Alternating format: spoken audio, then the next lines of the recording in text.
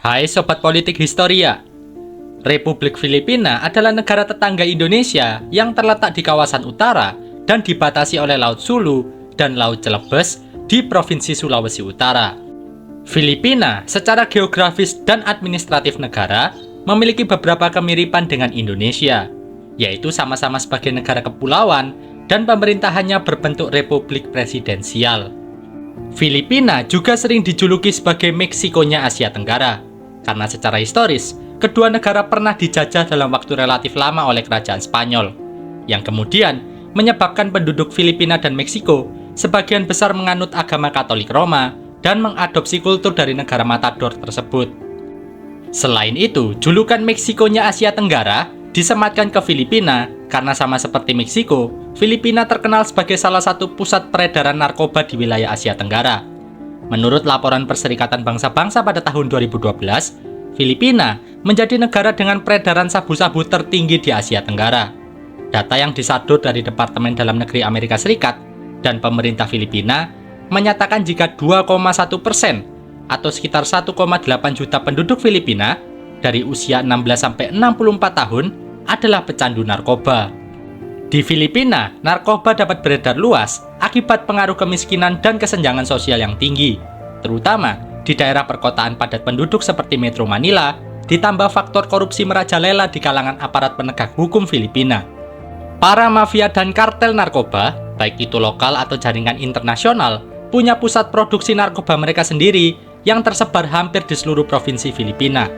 Produksi narkoba sendiri umumnya dilakukan dalam skala kecil dan menengah untuk menghindari perhatian dari pemerintah dan masyarakat, serta terletak di dekat pelabuhan, bandara, dan kota-kota besar di Filipina untuk memudahkan akses pengiriman dan logistik. Menurut data dari hasil investigasi Kepolisian Nasional Filipina, sebuah laboratorium narkoba ilegal dapat memproduksi sekitar 200 kg ekstasi dan sabu-sabu per hari, dengan nilai produk mencapai 120.000 dolar Amerika Serikat atau sekitar 2 miliar rupiah. Keuntungan yang dihasilkan dari perdagangan narkoba di Filipina memang tidak main-main. Lembaga Strategi Pengendalian Narkotika Internasional milik pemerintah Amerika Serikat melaporkan jika nilai perdagangan narkoba di Filipina pada tahun 2010 saja mencapai 6,4 sampai 8,4 miliar dolar Amerika Serikat atau sekitar 13 triliun rupiah. Angka yang sangat fantastis dan menggiurkan. Beragam upaya telah dilakukan pemerintah Filipina dari masa ke masa untuk memberantas masalah narkoba yang sudah menjadi duri dalam daging di masyarakat Filipina. Dimulai dari tahun 2002, pemerintah Filipina di bawah administrasi Presiden Gloria Macapagal Arroyo memulai perang melawan peredaran narkoba dengan mengesahkan Undang-Undang Pemberantasan Narkoba. Di masa kepresidenan Benigno Aquino ketiga, mulai tahun 2010 sampai tahun 2016, dengan kerjasama dari negara-negara asing seperti China, Meksiko, dan Amerika Serikat, aparat Filipina melakukan operasi penggerebekan dan penangkapan besar-besaran terhadap pengedar dan pecandu narkoba di Filipina. Menurut data, pada era kepemimpinan Aquino, 77.800 orang ditangkap karena kasus peredaran narkoba. Aquino pada sebuah wawancara di tahun 2017 juga mengklaim program rehabilitasi narkoba di era pemerintahannya sukses besar mengurangi jumlah pecandu narkoba di Filipina.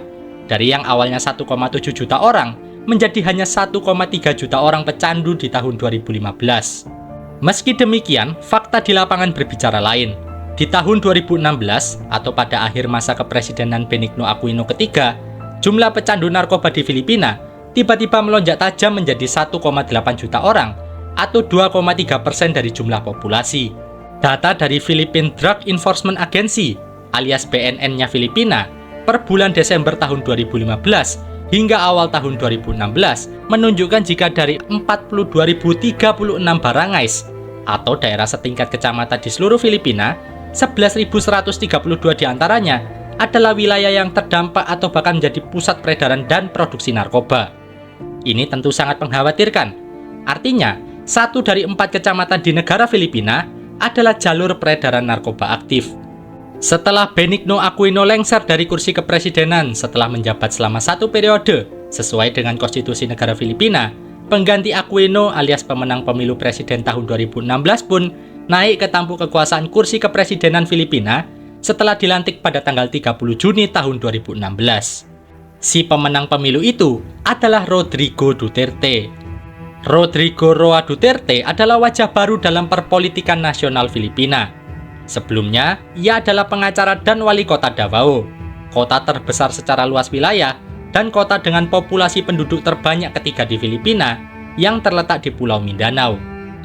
Duterte menjabat sebagai wali kota Davao dalam beberapa periode waktu yang tidak berkesinambungan. Periode pertama di tahun 1988 sampai 1998, periode kedua dari tahun 2001 sampai tahun 2010, dan terakhir di periode ketiga dari tahun 2013 sampai tahun 2016. Sebelum akhirnya, ia mengajukan diri sebagai calon presiden Filipina di tahun 2016. Mengawali dan menghabiskan sebagian besar karir politiknya di kota Davao, menjadikan Duterte sebagai sosok pembeda di ranah politik Filipina saat itu. Duterte membawakan karakter orang Mindanao yang ceplas-ceplos, lucu, lugu, juga sederhana, dibanding lawan-lawannya dalam pemilu saat itu, yang kebanyakan berasal dari Pulau Luzon dan Visayas, yang lebih maju dari Mindanao, atau berasal dari partai dan dinasti politik yang sudah lama berkuasa di Filipina. Duterte dipandang sebagai satu-satunya figur politisi yang paling merakyat, atau istilahnya wong cilik, dibanding kandidat calon presiden lainnya. Begitu Duterte resmi menjadi presiden Filipina ke-16 untuk periode jabatan dari tahun 2016 sampai tahun 2022, ia langsung menjalankan program-program yang sebelumnya ia janjikan kepada para pendukungnya dan rakyat Filipina, seperti program pembangunan ekonomi, program pemberantasan kemiskinan, program pencegahan dan penanggulangan bencana alam, dan program populis lainnya. Namun, ada satu program kerja Duterte yang menarik perhatian khalayak ramai, yaitu program pemberantasan narkoba. Rakyat Filipina pada awalnya mengira program pemberantasan narkoba Duterte akan sama seperti program yang dijalankan presiden-presiden Filipina sebelumnya. Hanya akan ada penangkapan besar-besaran dalam beberapa kali, lalu semuanya kembali seperti sedia kala. Itu pemikiran rakyat Filipina saat itu.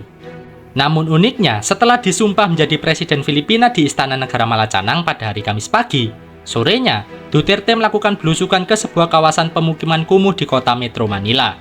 Di hadapan sekitar 500 warga, Duterte, sang presiden baru negara Filipina, berjanji untuk segera membunuh semua pengedar narkoba. Tak hanya itu, ia meminta rakyat Filipina juga ikut memburu para pengedar narkoba dan menjamin mereka tidak akan dihukum jika melakukannya.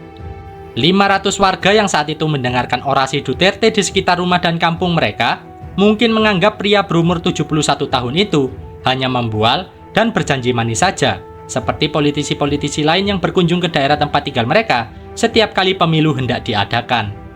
Namun warga yang mendengarkan orasi Duterte saat itu tidak pernah menyangka jika mereka adalah saksi awal dimulainya perang narkoba Duterte yang akan merenggut korban nyawa ribuan orang Filipina selama 6 tahun ke depan.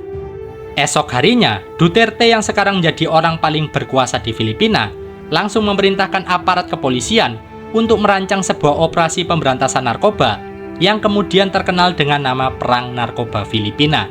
Kepolisian Filipina meluncurkan 2 operasi pemberantasan narkoba. Yang pertama adalah Operasi Tokhang yang berfokus untuk memburu para pengedar narkoba di kawasan pemukiman kumuh, dan Operasi Double Barrel untuk memburu mafia dan kartel narkoba besar yang selama ini menjadi otak di balik perdagangan narkoba di kota-kota besar Filipina. Kepolisian Filipina bergerak cepat. Sesuai dengan perintah Duterte saat dilantik, kepolisian Filipina menggunakan taktik tembak mati di tempat untuk para pengedar narkoba yang sudah masuk ke dalam target operasi mereka. Pada tanggal 3 Juli, atau baru 4 hari setelah Duterte dilantik, kepolisian Filipina telah menembak mati 30 pengedar narkoba di kawasan Metro Manila. Dan dalam waktu sebulan, total 109 pengedar narkoba tewas di tangan aparat Filipina. 3 bulan pasca perang narkoba Filipina berjalan, kini operasi perburuan terhadap para pengedar narkoba sudah dijalankan di seluruh wilayah Filipina. Targetnya pun semakin meluas. Sekarang tak hanya masyarakat atau para kurir dan pengedar narkoba saja, melainkan pihak-pihak yang membackingi mereka selama ini, seperti polisi, tentara, jaksa, bahkan wali kota. Contohnya, seorang wali kota Datu Saudi Ampatuan di Provinsi Maguindanao del Sur tewas bersama 9 orang staf dan pengawalnya setelah baku tembak dengan polisi Filipina atas kepemilikan dan peredaran sabu-sabu yang sang wali kota miliki saat digeledah oleh polisi Filipina. Di bulan Agustus, korban jiwa karena perang narkoba Duterte sudah mencapai angka 1.800 orang. Hal ini menarik perhatian lembaga hak asasi manusia internasional, Perserikatan Bangsa-Bangsa, dan pemerintah Amerika Serikat. Pada tanggal 18 Agustus, Komisi Hak Asasi Manusia Perserikatan Bangsa-Bangsa meminta pemerintah Filipina, terkhusus Duterte sebagai presiden, untuk menghentikan operasi pemberantasan narkoba yang mereka anggap tidak sesuai dengan prinsip hukum dan hak asasi manusia karena aparat Filipina melakukan eksekusi mati di tempat terhadap para diduga pengedar dan pecandu narkoba tanpa adanya proses pembuktian di pengadilan. Apa respon Duterte? Ia mengancam akan membawa Filipina keluar dari Perserikatan Bangsa-Bangsa. Saat pemerintah Amerika Serikat yang saat itu masih dipimpin Presiden Barack Obama hendak berbincang empat mata dengan Duterte untuk membahas pelanggaran HAM dalam perang narkoba Filipina, Duterte malah menghina Obama dengan sebutan anak pelacur dan menyuruh pemerintah Amerika Serikat untuk pergi ke neraka, alias pergi jauh-jauh dari hadapannya. Di titik ini, Duterte sudah bertindak seperti layaknya diktator. Ia membungkam kritik dari dalam dan luar negeri terkait kebijakan perang melawan pengedar narkoba. Ia justru memerintahkan semua unsur pemerintah dan warga Filipina untuk meningkatkan intensitas perburuan mereka terhadap para pengedar barang haram tersebut. Beberapa orang bahkan menyebut Duterte sebagai tukang jagal psikopat. Belum puas dengan hasil kerja pihak kepolisian, Duterte mencari sekutu baru untuk memerangi narkoba. Uniknya, pihak yang ia dekati untuk dijadikan sekutu adalah kelompok pemberontak komunis New People Army yang beroperasi di sekitar Luzon dan Visayas, dan kelompok pemberontak Moro yang beroperasi di kawasan Mindanao. Duterte meminta kedua kelompok itu untuk berdamai sementara waktu dengan pemerintah dan ikut terlibat dalam perang narkoba Duterte. Gilanya, kedua kelompok yang selama 70 tahun terakhir menjadi musuh bebuyutan pemerintah Filipina menyetujui permintaan Duterte dan ikut memburu pengedar narkoba di wilayah operasi mereka masing-masing. Kepolisian Filipina juga semakin gencar melakukan perburuan, tidak hanya kepada pengedar narkoba, namun juga pada orang-orang yang dicurigai terlibat meskipun tidak terbukti secara jelas. Setiap kantor polisi setingkat Polres di Filipina punya unit anti narkoba yang akan berpatroli siang dan malam di seantero kota untuk mencari target yang telah dilacak dan ditandai lokasinya oleh intelijen. Kolonel Lito Patay, seorang kepala unit anti narkoba kantor polisi batasan di kota Quezon, dalam wawancara tertutup dengan kantor berita Reuters, mengakui jika unit anti narkoba yang ia pimpin membentuk sebuah tim berisikan 10 orang yang berkeliling kota untuk memburu para pengedar narkoba. Lito Patay sendiri menyangkal tuduhan jika polisi Filipina menembaki dan membunuh terduga pengedar narkoba secara membabi buta, melainkan hanya membela diri jika para pengedar melawan aparat. Meskipun faktanya, banyak saksi mata mengatakan sebagian besar terduga pengedar dan pecandu narkoba ditembak mati oleh orang-orang tak dikenal yang biasanya berboncengan mengendarai sepeda motor di kawasan pemukiman padat penduduk. Mereka tidak berniat menangkap atau bahkan sekedar memeriksa para terduga pengedar narkoba, melainkan langsung mengeksekusi mati mereka di tempat. Banyak juga dari antara korban itu yang tiba-tiba menghilang, dan pada malam hari atau pagi harinya sudah ditemukan tak bernyawa di jalanan, sungai, atau di dekat kawasan pemukiman warga. Orang-orang tak dikenal yang memburu dan mengeksekusi ribuan pecandu dan pengedar narkoba ini disebut Drug Death Squad, atau regu pembunuh narkoba yang berafiliasi dengan kepolisian Filipina. Lalu, apa sebenarnya alasan Duterte sangat bernafsu dalam memerintahkan aparat untuk membantai semua pengedar dan pecandu narkoba? Kita harus kembali ke tahun 1990-an, saat Duterte masih menjabat sebagai wali kota Davao di periode pertama. Kota Davao saat itu menjadi pusat kejahatan di Pulau Mindanao. Bahkan, saat Duterte pertama kali menjabat, kota Davao dijuluki sebagai kota kematian karena begitu tingginya angka pembunuhan di sana akibat perang antar geng kriminal atau kehadiran kelompok pemberontak komunis dan separatis Muslim Mindanao. Kota Davao bagaikan neraka di Filipina. Melihat betapa kacaunya kota yang sekarang ia pimpin, Duterte bertekad mengubah kota Davao menjadi lebih aman untuk penduduk yang tinggal di sana. Caranya dengan membasmi para kriminal dan simpatisan pemberontak yang menguasai kota saat itu. Duterte memperkenalkan sebuah kelompok paramiliter bernama Davao Death Squad, atau regu pembunuh Davao yang anggotanya berasal dari kepolisian daerah Davao. Duterte menyebut mereka sebagai Davao Boys. Duterte dan Davao Death Squad menerapkan strategi yang sangat sederhana untuk menurunkan angka kriminalitas di Davao, yaitu membunuh sebanyak mungkin para kriminal. Selain untuk mengurangi angka kriminalitas, Duterte juga memberi pesan tersirat pada para kriminal untuk tidak berbuat macam-macam lagi di kota Davao. Target utama yang disasar Duterte dan Davao Death Squad adalah anggota kartel narkoba. Selain karena mereka adalah dalang di balik tingginya kasus kriminalitas di Filipina, Duterte secara pribadi sangat anti dan membenci narkoba, yang menurutnya menghancurkan masa depan anak-anak Filipina. Narkoba, terutama berjenis metafetamin, beredar luas di Asia Tenggara, termasuk di Filipina saat itu. Banyak kaum muda Filipina yang terperosok menjadi pecandu narkoba dan kemudian menjadi kriminal seperti anggota geng, perampok, atau pengedar narkoba agar bisa membeli dan mengkonsumsi barang haram tersebut. Aksi Davao Death Squad yang sukses membersihkan jalanan kota Davao dari para kriminal membuat nama Duterte menjadi populer. Pada tahun 2015, Duterte sendiri mengakui selama ia menjabat sebagai wali kota Davao, sekitar 1.000 diduga kriminal dan pengedar narkoba tewas di tangan aparat kepolisian atau Davao Death Squad. Kesuksesannya dalam perang melawan kriminal dan pengedar narkoba di Davao lalu dimanfaatkan Duterte sebagai janji politik pada kampanye untuk pemilu presiden Filipina tahun 2016. Dan saat ia terpilih sebagai presiden, Duterte melaksanakan janjinya itu dengan menggunakan metode yang sama persis seperti yang ia telah lakukan di Davao dulu. Para Davao Boys, bekas anak buah Duterte dari kepolisian Mindanao, sekarang dipanggil ke Manila untuk melaksanakan tugas baru dari mantan bos mereka yang sekarang sudah jadi presiden Filipina. Perang narkoba membawa dampak yang sangat besar untuk negara dan rakyat Filipina. Tidak hanya menurunkan angka kriminalitas dan mendongkrak popularitas Duterte, perang narkoba juga meninggalkan banyak jejak kelam untuk sebagian orang. Rilis data korban jiwa akibat perang narkoba dari tahun 2016 sampai tahun 2019 dari kepolisian Filipina adalah 5.526 orang, sedangkan 193.086 orang berhasil ditangkap dan dijebloskan ke penjara atau melakukan rehabilitasi. Namun, kelompok hak asasi manusia memperkirakan 12.000 orang tewas.